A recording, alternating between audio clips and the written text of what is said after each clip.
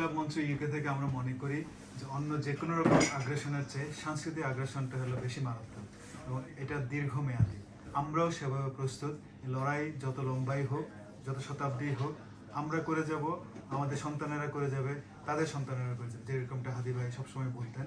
এবং এই ডাকের ফলশ্রুতিতে বাংলাদেশের আপামর জনগণ, আপনারা দেখছেন, আপনারা সবাই অ্যাওয়ার, সব কিছু এখন আপনাদের হাতের মুঠোয় আছে। আপনারা দেখছেন মানুষের স্বতঃস্ফূর্ত অংশগ্রহণটা কিভাবে এই আন্দোলনকে আরও অনেক বেগবান করে নিয়ে যাচ্ছে। এবং ইনশাআল্লাহ আমরা ইনসাফ প্রতিষ্ঠার আন্দোলন, সাংস্কৃতিক আগ্রাসন বিরোধী এই প্ল্যাটফর্ম থেকে যুগের পর যুগ চলতে থাকবে এই আশা এবং এই আকাঙ্ক্ষা ব্যক্ত করছি।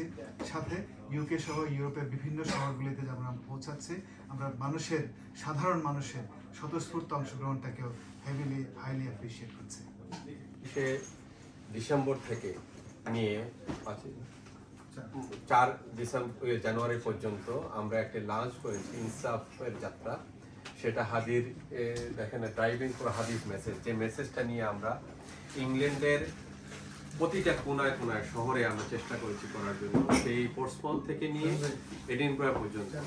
এমন আমাদের স্বতঃস্ফূর্ত অংশগ্রহণের মাধ্যমে জনগণ আমাদেরকে আহ্বান জানিয়েছে এবং এই যে ইনসাফ প্রতিষ্ঠার জন্য আমরা যে ভবিষ্যতে আমাদের যে অগ্রগামী যাত্রা আছে সেই যাত্রাকে তারা সহযোগিতা করবেন এবং আমরাও নতুন নতুন কর্মসূচি নিয়ে আনটিল ইনসাফ প্রতিষ্ঠা বাংলাদেশে হয় আমরা আমাদের প্রচেষ্টা চলমান রাখবো।